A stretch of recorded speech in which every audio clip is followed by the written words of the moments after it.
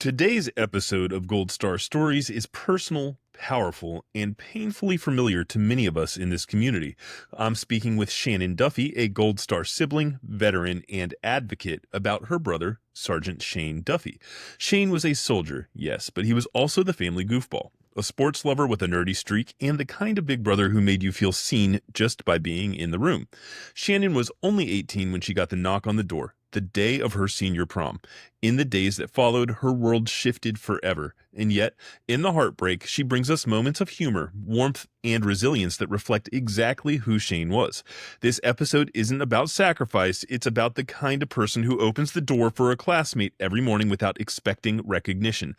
We talk about grief, family, and the ripple effects of war. And through it all, Shannon keeps Shane's memory fiercely alive. This one's for the siblings who carry a weight that most never see. Marine Captain Brian Letendre died earlier this month in an explosion in Iraq. He was 27, a husband and father, and he was buried in Arlington National Cemetery, a few miles from where he grew up. As America observes Memorial Day, I have been directed by the President of the United States and the Commandant of the Marine Corps to inform you that today at 0530, your son was killed in action while in support of Operation Iraqi Freedom.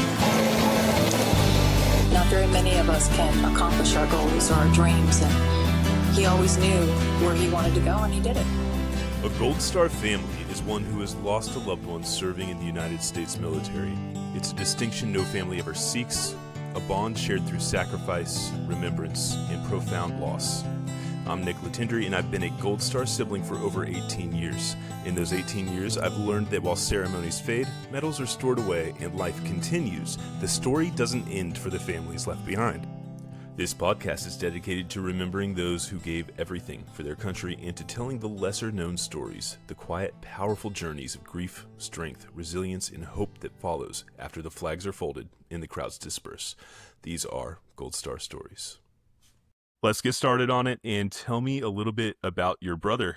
So Shane was the second oldest. There was four of us. He was a goofball. He loved sports, but also was the biggest nerd. If you looked at him, he wasn't a stereotypical nerdy looking guy, but he definitely was the light. He lighted up the room when you walked in. I think that he was definitely our rock to our family, unbeknownst to us.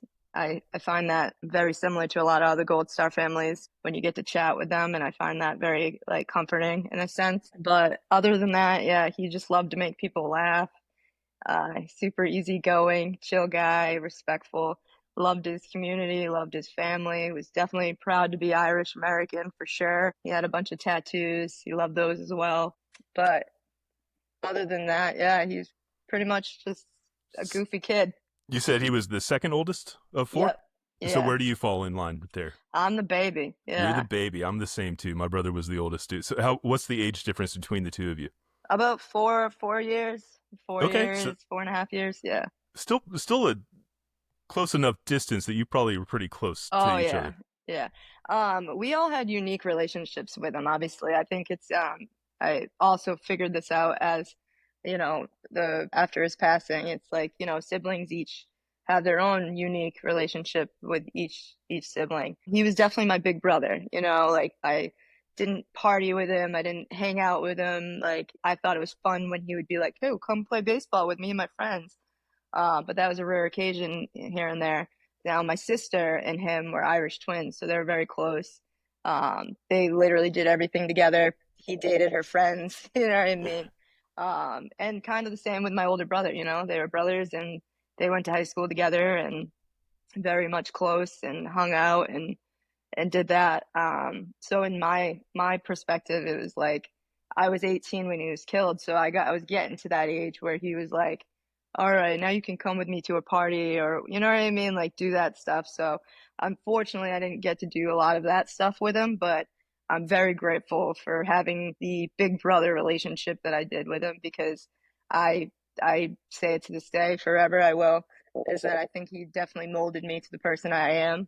Even, you know what I mean, taking aside the military service, just his values, his morals, who he was as a person, taught me a lot for sure growing up, and made me who I am today. The turning 18 or being 18 when he died, that's how old I was too. Okay. And for me, it was like, shit, the second I'm about to enter into adulthood, now Yeah. I've got all of this that I have to unpack. For me, it was, he died in May, and I Mm. graduated high school the next month, and then was off to college in August, Oh yeah. So we away we can from relate a lot. Yeah. my entire support system, which at the time I'm like, hey, I need to go do this. But in retrospect, I think I probably should have taken an extra semester to like process, be involved, figure Yeah. out what the hell was going on in my life. Because for me, it took 7 different changes in my, or my degree before I was just like, I think I'm going to be a rock star instead. You know what I Yeah. mean? Just like trying to find where the hell I was, where I belonged. Did Yeah. you have that same issue? Oh my God. Yeah. Yeah. Yeah, we definitely relate a lot in that aspect for sure. It was my senior prom when the day he was killed, and I was getting ready for my senior prom, and I opened the door to the two casualty officers. Yeah. So that in itself was a lot to unpack. And then 4 days later, it was national news. It was from New England, you know what I mean? It was all over the news. I couldn't go anywhere without state cops escorting me, like my hometown of Taunton, police. I was also competing for the state championship in softball. Actually, he was home on leave in Iraq Memorial Day weekend, and my softball team was playing my old high school because I went to 2 different high schools. And we honored him Memorial Day weekend and had a moment of silence for our fallen troops. And he came to the field, and it was in the newspapers for that because I got the game-winning hit and all those photos. It was just like a really sad Hallmark movie, you know what I mean? And the way everything played out. But yeah, I actually ended up going to a community college, or my college, because I was like, you know, I had all these opportunities to go play college softball, but I knew that it wasn't the right time for me to do anything far away by myself. And yeah, and I'm sure you can relate. Not only are we turning that leaf into adulthood and expecting to figure out life on our own, naturally, it's just hard. But then we have this weight of losing our sibling in such a horrific way, paying the ultimate sacrifice, which no other siblings can relate no matter what, unless they Mhm. are a Gold Star sibling. But yeah, so, and then our whole family's grieving, you know what I mean? So, like, you kind of, when you're going through something traumatic, usually that's your own trauma, you know what I mean? And you have people close to you that you can lean on. And it was like, not that my family wasn't there for each other and everything, but they're also grieving, you know what I mean? And they're grieving a loss that is different than what each individually had different relationships with him. And I found that very, very difficult because I felt bad if I wanted to, vent, and then they're like, well, yeah, me too. And then they're bad, you know what I mean? Like, it's almost you're trauma bonding on top of trauma bonding on top of trauma bonding. The support system dynamic, I think, is really weird too, because they don't think like, okay, we're 18, we're supposed to be going out on our own, but we're also supposed to have this support system, right? Or people that we check back in with that were like, hey, I'm doing this for the first time on my own, but there's still so much trauma back home that I almost didn't even want to check back in. Yeah. Yep. Like, hey, like I got a lot going on, but I know they got a lot going on too. Yep. So we're just going to deal with it. Right. And that happened probably more than it should have. Hmm. And maybe by talking about it, it'll stop somebody else from thinking they have to handle it all on their own. Yeah, exactly. But it is tough, especially that transition phase. And they always say, for me, the only person I ever wanted to talk to about going through this phase was my brother Brian. That was like, I had a fork in the road, and I'm like, damn, he would have been the exact person to have this answer. Right. And I can't Yeah. go to anybody else now. Yeah. I definitely feel that for sure. Like when he was in Iraq, I used to sign into AIM, if you remember Oh, yeah. AIM back in the day. And every early morning around 2:30 in the morning, he would almost dead unless he had a mission, right? But like he would be on and I would talk to him about this stuff. And actually this brings me to how my career path ended up joining the military myself. I spoke to him about that because we had a lot of similar characteristics and I admired him and I wanted to join the military too. He was like, hey, like you have this opportunity to go play, elite softball and, get a free education. So why don't you try that? And then we'll kind of pick this back up, just promise me that. And then if you do, we're going to look into the Air Force. And that's probably the best avenue. I think, you're smart enough and they get treated so well. So we'll talk about that, at a later date, but just promise me that you'll at least try college. But yeah, like there was many of situations that I would be like, man, Shane, he just knew what words to say. He knew how to approach things, and then always make you laugh. Like, you know what I mean? At the end, like it's okay to feel bad or be stuck in this situation, but like, hey, come on, we're Duffys, but we'll figure it out. But yeah, we definitely have a lot in common in that sense. And I think a lot of other siblings as well, you know what I mean? Whether I'm very lucky with Massachusetts because there's a nonprofit called Massachusetts Fallen Heroes, and that started, I think, around 2013 that would bring Gold Star families together, and they would have weekends that they would bring Gold Star wives, Gold Star husbands, parents, and then siblings and children together so that they can relate and like have a weekend together.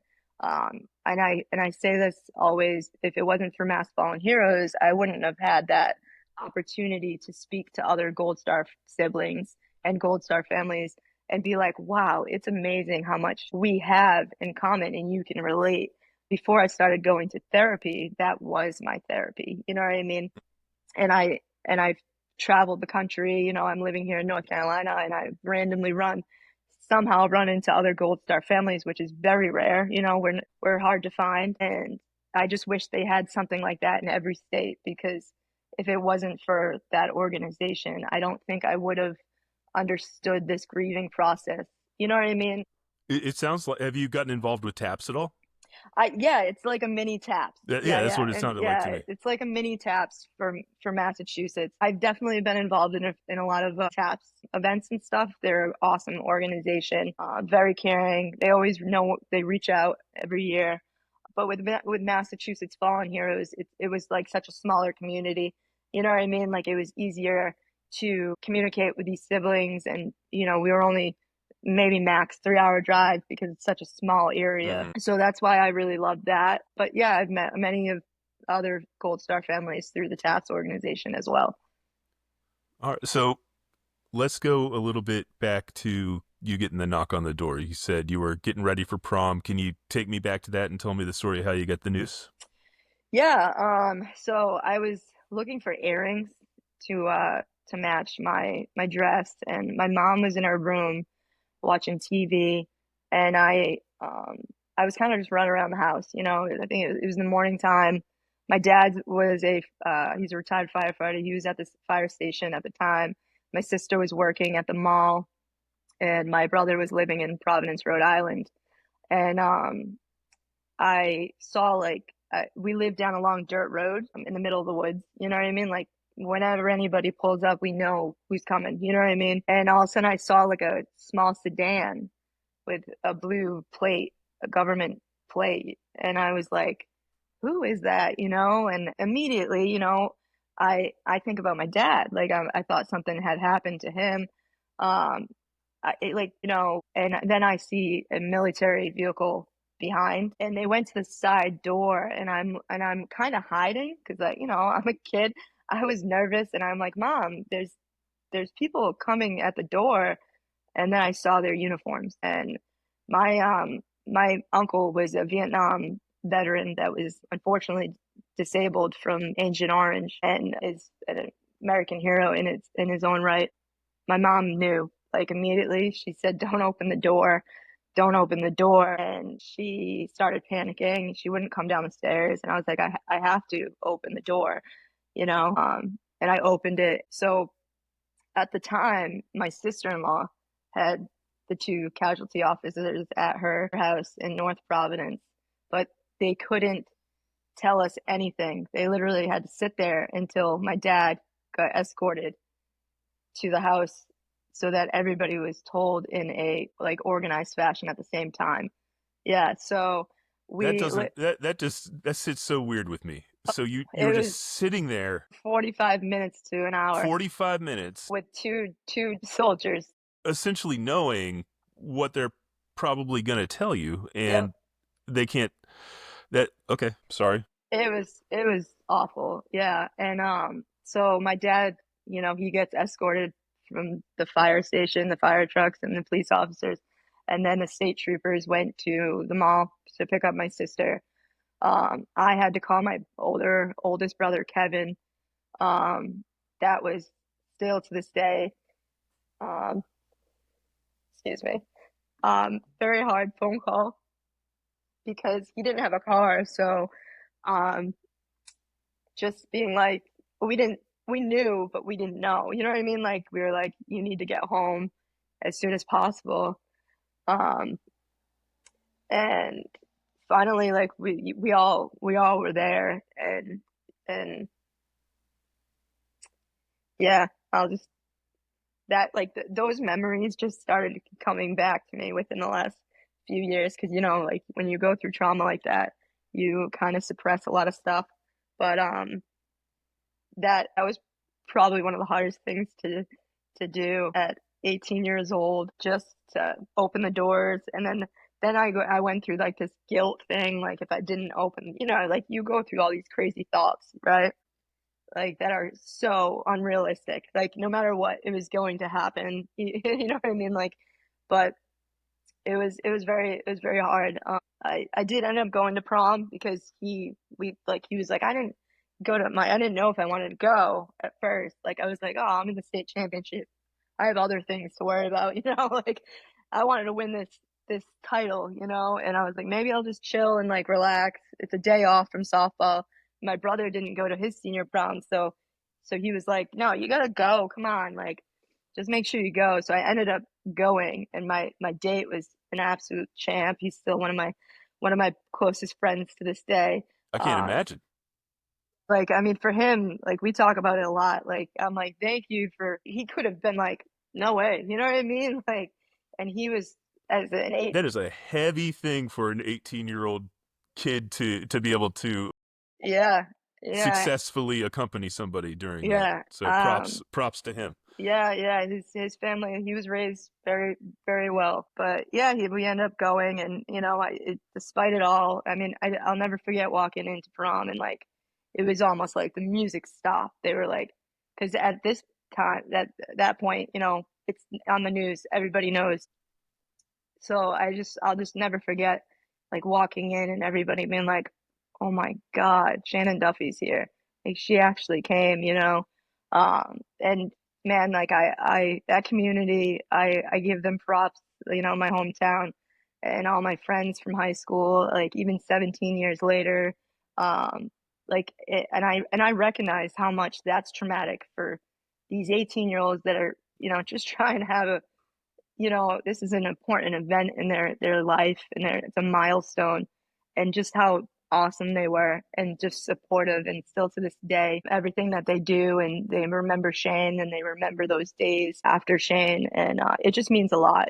Community really, if it really does help throughout the process if you have a good one, and that definitely meant a lot to me and my family for sure.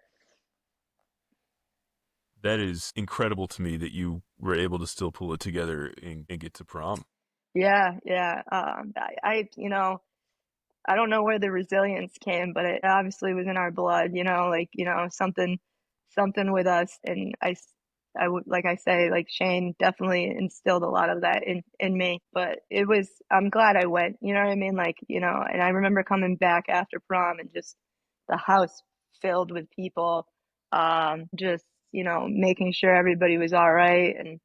And just the support. Like I can't give enough credit to that community back in Taunton, Massachusetts, and how awesome they were, and the days leading up, like the funeral, which was his anniversary, was just this past Saturday, June 14th, is when we laid him to rest. And just seeing people lined up the streets, his horse drawn carriage carrying his casket with hundreds and thousands of people marching behind him, um, and it was like 90 to 95 degrees, like 100% humidity in Massachusetts, which is not Yeah, happening all the time. I got family from Massachusetts. They're not made for the heat. No, yeah, man, yeah. It was brutal. I remember my sister wore these green heels and she refused to take them off, like, and wore them the whole time. And it was just like, it was significant in her and Shane's relationship and pushing through and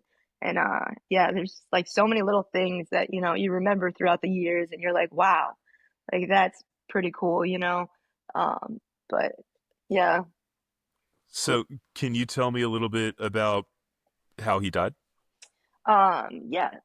So essentially what happened, they were going into a village and they were doing a sweep and kind of like, clearing out. They had captured some hostiles and one of the sergeants or the officers was like, all right, we have to go and clear this goat pen. And when you think it was a goat pen with, dirt, sand walls.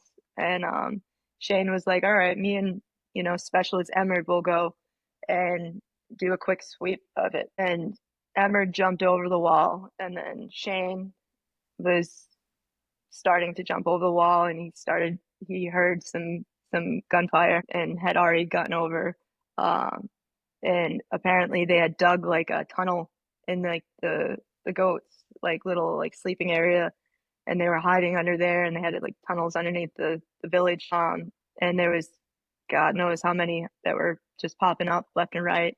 And while this was all happening, Sergeant Legg heard the commotion and Sergeant Legg started jumping over as well. Meanwhile, while Legg's jumping over, Shane's trying to drag Specialist Emmerd behind a like a big tractor trailer tire to try to get some coverage.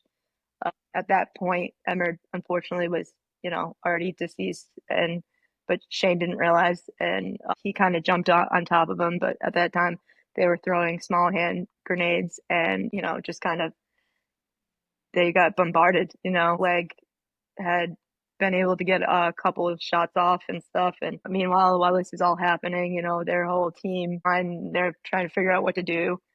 Uh, but they ended up, it all kind of just, hit the fan essentially. Excuse my language, but yeah, they ended up capturing a couple of the guys that were the ones that unfortunately killed Specialist Emmerd, my brother Shane, and Sergeant Cody Legg. And I mean, that kind of brought a little bit of, some justice, that they were brought to justice essentially. But yeah, I still talk to the guys that were there that day after serving in the military. I think that made me learn a lot about, what they kind of endured, not that I personally deployed, but I worked with a lot of the wounded and I worked with a lot of guys. I was in the medical field in the Air Force and I had gotten to like, kind of talk to a lot of different men and women that served over there. And so I keep a close relationship with the guys that Shane served with. And that day is something that was one of the worst days that they had on that deployment. And they struggle a lot. Unfortunately, they've lost a lot of guys from from suicide due to transitioning to the civilian sector and not getting the proper mental health, which I'm a huge advocate for. Getting our veterans the proper help and care that they need. And I think it's really important. I've also loved talking to other families of veterans, so it kind of give them an eye opening of what their family members going through. It was a tough day for the 10th Mountain Division that day back in 2008. So, you had mentioned at one point that you kind of realized that your brother was the rock of the family through all of this. I know for my family, over the course of 19 years, it basically got decimated because my brother absolutely was the rock. He was what held everything together. So we live very different lives now than we did back then. We're all basically separated. Were you guys able to pull it back together? Are you still kind of close to your siblings, or? Yeah, yeah. I mean, thank you for bringing that up because I am very grateful for my family and how close we are and how we've kind of like, like we've obviously gone through our, you know, ups and downs.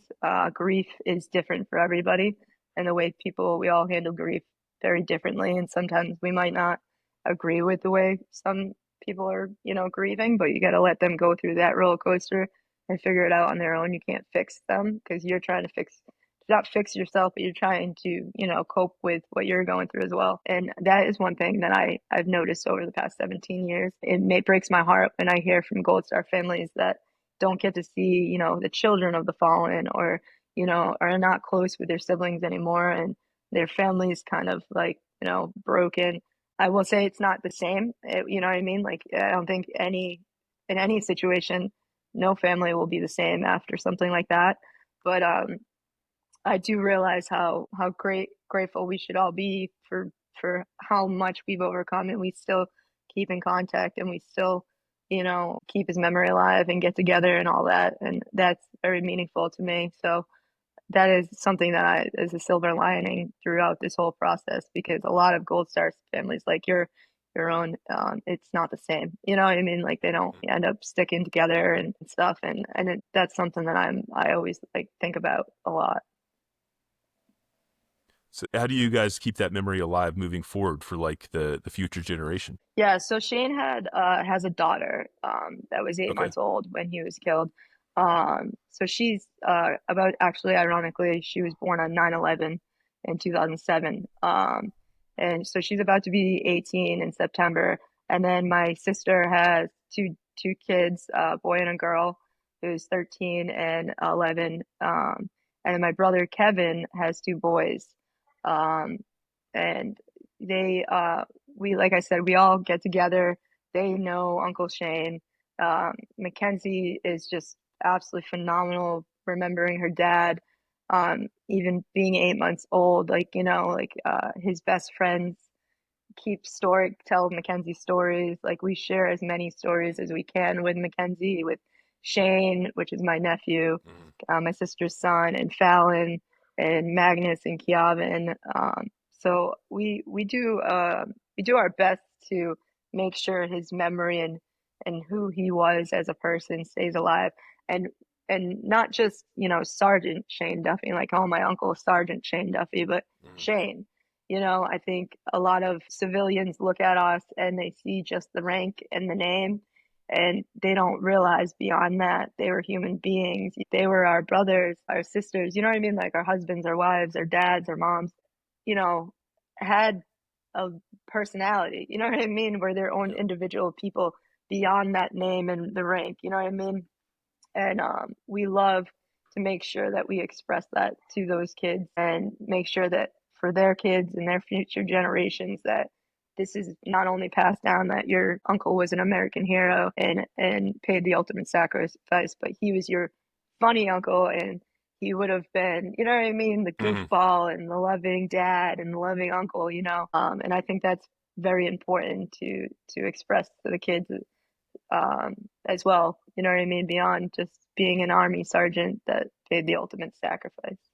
I think it's easier for the American public to go ahead and think of him as like G.I. Joe, just go Yeah, ahead and yeah, they were a military man. They were tough. That's it. yeah, That's why I like to start these interviews out with like, tell me about your brother. You know what I yeah, mean? Tell me who he was, because that's who we're honoring here. We're honoring the yeah, real person, not the rank, not the person that, necessarily was just in the military. They had so much more to them. And those are the stories, like when we can make those connections about who these people really were, and maybe somebody can like connect that to somebody in their own life. And right. put that value on it and think twice before there's so much craziness going on in the world.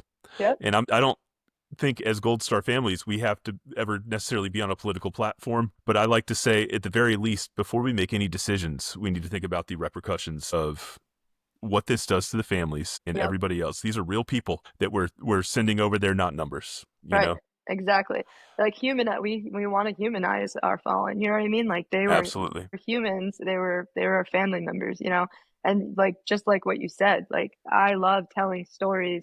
Like, I don't know if you feel the same, but when you're talking to somebody and you're telling your brother's story, you see those sad eyes. Like, Hmm. the sad eyes kill me. Like, I know my story's sad. I live it every day, right? But let me tell you this funny story, because this is going to relate to somebody in your family. You know what I mean? Yep. Like, something I'm telling you, like, I know it's sad, but listen to this, And I love talking about him and telling funny stories, because that's just how he was, like it was the other day, one of his battle buddies, Sergeant Greg Frickin, which is a funny last name, but That's a uh great last name. yeah, right. He was telling me that he was like, oh, the first deployment they went on, right? Because this is Shane got killed on his second deployment. They went on a convoy, and there was like a Humvee, a U.S. Army Humvee, and then there was Iraqi soldiers' truck, and then it was U.S. Army Humvee, and Shane was in one of the Humvees, and they were going down a path, a road, or whatever, and unfortunately, the Iraqi soldiers got hit an IED, and it just rocked both Humvees. Like there was debris all in their Humvees. Like they couldn't see anything. They were like, "Is everybody okay? Is everybody alive?" Da da da. And all of a sudden, you hear my brother over the radio. Does this mean I get my combat infantry badge? Like, like out of all that, chaos and fear and, like, holy crap, is everybody all right? There's Shane. Guys, does this mean I get my combat infantry badge? And I just heard that story the other day, and it made me laugh. Like, I'm like, that is so Shane, Like he was the type of kid, he came home from leave, and I was on the couch, and I like literally on the couch, and there was folded clean fresh towels right next to me, and he goes into the shower.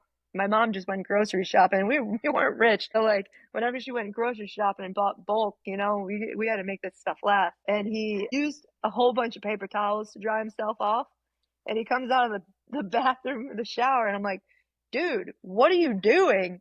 And he was like, there's no towels. And I'm like, I'm sitting right here. Like I could have just brought you. You could have opened the door and been like, "Hey, Shannon, can you bring me a towel?" He was like, "Whatever." And I'm like, "Mom's gonna kill you," and he was like, "Yeah, it is what it is." Like I'm just like, "All right, man." Like, but like I just love telling those stories and just how he was. Like, he was just a riot to be around, and just a great human being altogether. And we can all say that about people like our loved ones that pass on, and make them seem like they're the angels that walked on earth, and I really look at Shane, and like I try to unbias myself and be like, he really was like just a phenomenal human being, you know what I mean? Like just a caring guy. Like one of his classmates has MS, and she was disabled in high school, and she he used to every morning he used to open the door for her just to make sure that she got into school, because high school kids are jerks, and they would just walk right by her, not make sure like she would get in, and the handicap door wasn't working. And every morning at like 7 something in the morning, he would be there to open the door for her. And that story just describes exactly the man that he was, even as a young boy. That's cool. A huge thank you to Shannon Duffy for sharing her heart, her humor, and her brother's story with us. These conversations are never easy, but they matter because stories like Shane's remind us that our fallen aren't just names or headlines. They were full, messy, beautiful humans, and it's on us to carry that truth forward. If this story moved you, share it. Say Shane's name. Remember that behind every folded flag is a family still grieving, still standing, still telling their loved one's story. And if you're a Gold Star sibling like me, this space is for you. You're not alone here. And now, as we always do, we raise a glass to Sergeant Shane Duffy. To Shane, you were the guy who made people feel seen. Not because anyone told you to, but because that's just who you were. You held the door for classmates others ignored. You cracked jokes when tension filled the room. You were the big brother who didn't need to say much to leave a lasting impact. You had this mix of quiet kindness and quick wit that made people feel at ease. You showed up for your family, your team, your community, and even now, long after the knock on the door, your presence is still holding people together. Your daughter carries your spark, your siblings carry your memory, and every time your story is told, you come back to life in the best way possible. Not just as a soldier, but as Shane, as a brother, as a light. So we raise a glass to the man behind the uniform, for the laughs, the loyalty, and the love that refuses to fade. Say their name, Sergeant Shane Duffy. A special thank you to our Gold Star Story supporters, Terry Mullins, Danielle Mettle, Jackie Mullins, June Letendre, Edie Howard, Bob and Pat Scott, Mary Jo Stoy, Helen Krupp, Georgia Franco, and Jess Miller. You can support our work at goldstarStoriesUSA.com or buymeacoffee.com/goldstarstories. Every bit helps us keep the mic on for families like Shannon's. Until next time, look after your people.